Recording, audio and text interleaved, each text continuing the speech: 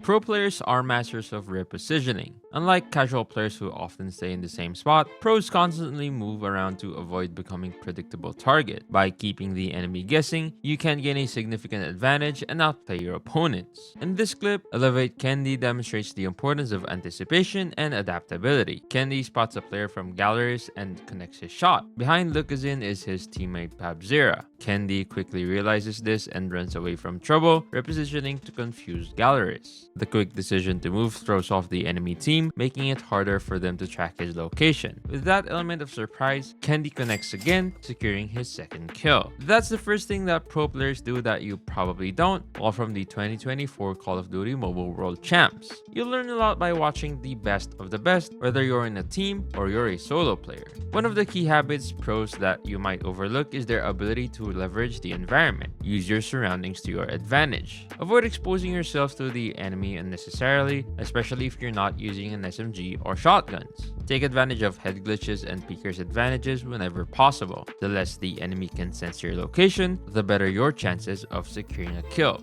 One of the key techniques is to utilize head glitches. By exposing only your head to enemies, you make it much harder for them to hit you while maintaining a clear line of sight. Be aware of your surroundings and find these advantageous positions to gain a crucial edge in certain situations. Another effective strategy is to wall peek to your advantage. Pro players have done this multiple times, especially in the Chinese region. It's safer than outright pushing the walls, as enemies will have a harder time shooting you if your character is constantly being blocked by an object. By constantly peeking around walls, you can see if an enemy is behind it or decides to come to that area. The next step is to always check every corner and angle before pushing inside an area. This fundamental principle of FPS games can mean the difference between life and death in matches. Don't just predict where the enemy will come from and start raging. Instead, take the time to ensure you have a clear understanding of your surroundings. Moving into an area without checking all possible hiding spots is a risky gamble that can easily backfire. As we saw with Godlike in this clip, enemies can be lurking in unexpected places. Trying to push into P4, they were immediately caught by Xrock Nono,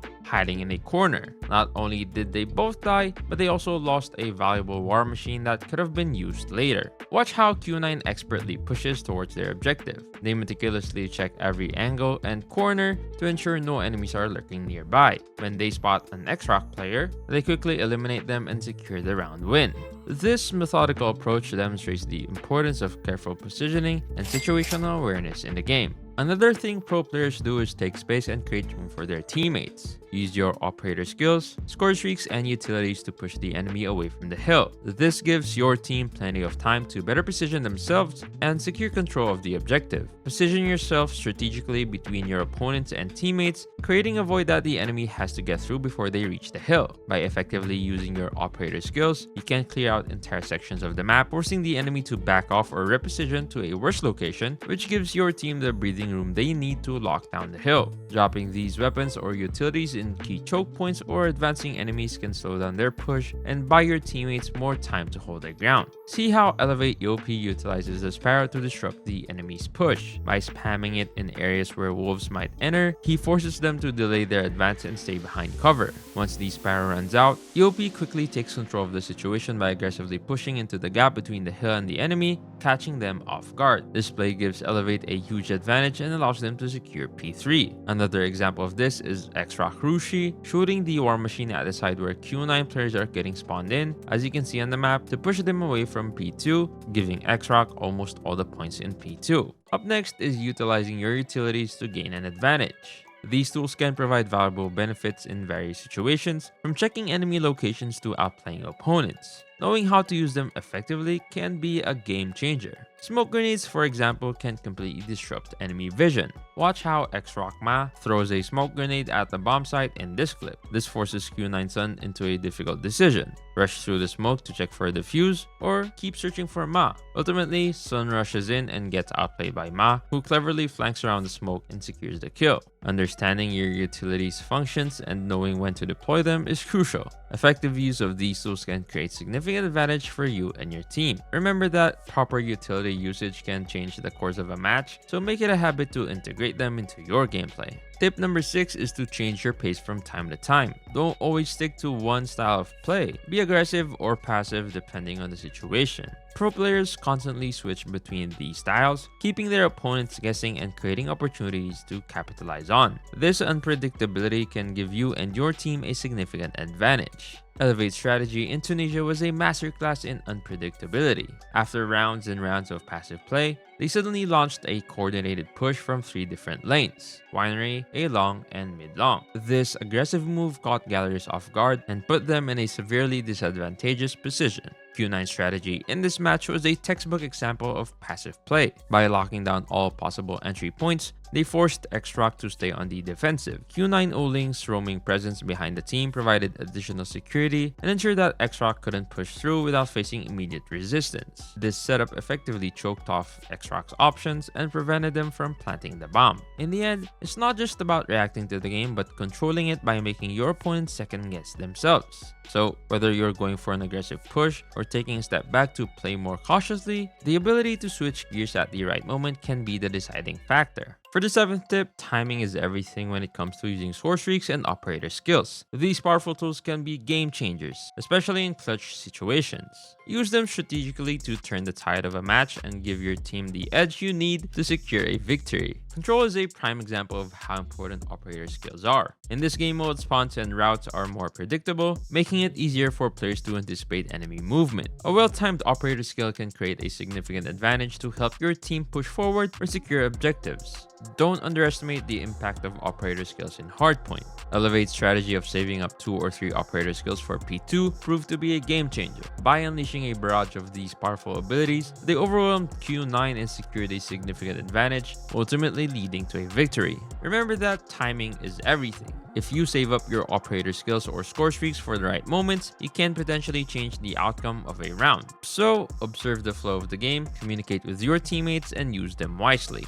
The next tip is thinking outside the box. Elevate is a perfect example of how it's not always best to follow the latest trends. While many teams prefer popular options like the Odin and MG42, Elevate's success lies in their unique approach. They specialize in close quarters combat and have customized their loadouts and strategies accordingly. This approach has proven to be highly effective for them. Their unique builds for weapons like the Type 99 Grau allow players like Chloe and Susano to maintain an aggressive playstyle even when using assault rifles. These unconventional setups give them the flexibility to push forward confidently and still hold their own in close quarters combat. At number 9, take risks. Taking calculated risks is a key trait of great players. While it may seem risky, the potential rewards can far outweigh the risks. Flanking is a perfect example of a calculated risk. Although it can be dangerous, a well-executed flank can turn the tide of a battle. Watch how Elevate Candy managed to bring his team to a map point despite being outnumbered. At the start of the round, you can see Elevate going for a full B site push,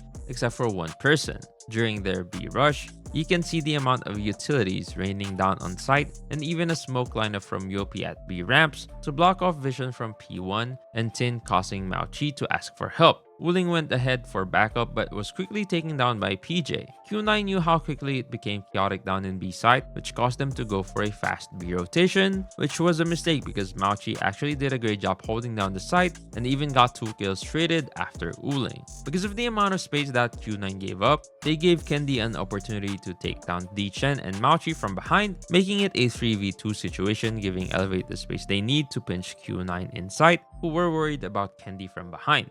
Everything happened so fast that Q9 probably didn't see it coming. Let's take a look at another clip where this time it's Kalo who went for a flank, which, by the way, happened on the very next round. In this match point round, Elevate went for a 1-4 push and a 2-1-2 play for Q9. As usual, Elevate pushed aggressively, led by Kendi, who gave the opening kill for the team. UOP smoked off barrels and went ahead for a fast plant, and Q9 made the same mistake of rotating without clearing B long. And you already know what happens next. Kalo tails them from behind and picks off Wuling and Curly. Kalo immediately gets traded by Mao Chi, and Dichen gets taken down at the same time, which makes it a 3v1 situation. Mao Chi goes for a rotation at mid, but gets cut off by Susano.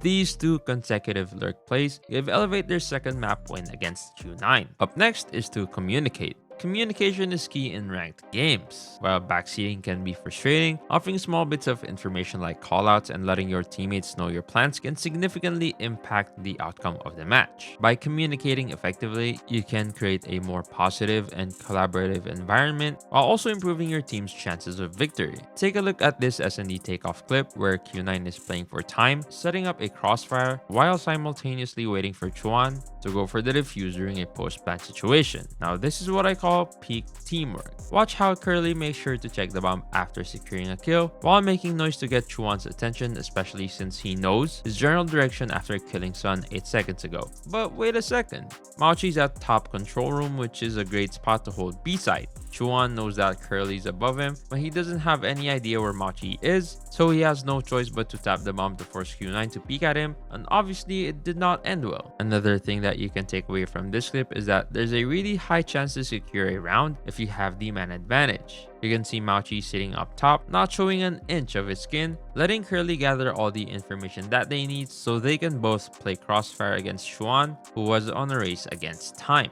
As you may have guessed, communication played a huge role in that specific situation because after all, they are teammates who spend hundreds if not thousands of hours training together as a team. Now you might be thinking, but my randoms don't play like that with me. You have to understand that randoms will always be randoms and you are also a random to them. It's all about adapting to the situation and taking matters into your own hands. Next tip is to let the enemies come to you. This tip is dedicated to snipers being crucial in S&D. Be patient, wait for enemies to make a move, and use your positioning to your advantage. Avoid rushing as a sniper.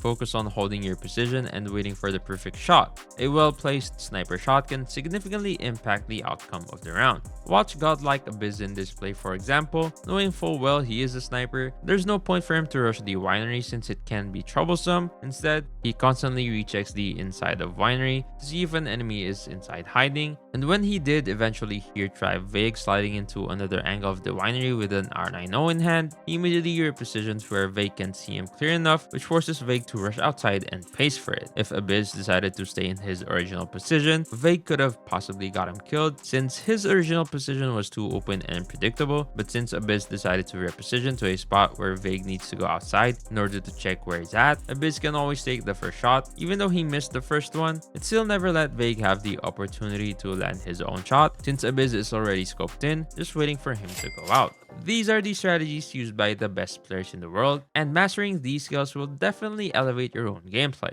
What about the guns they used in World Champs? Well, you can click this video right here.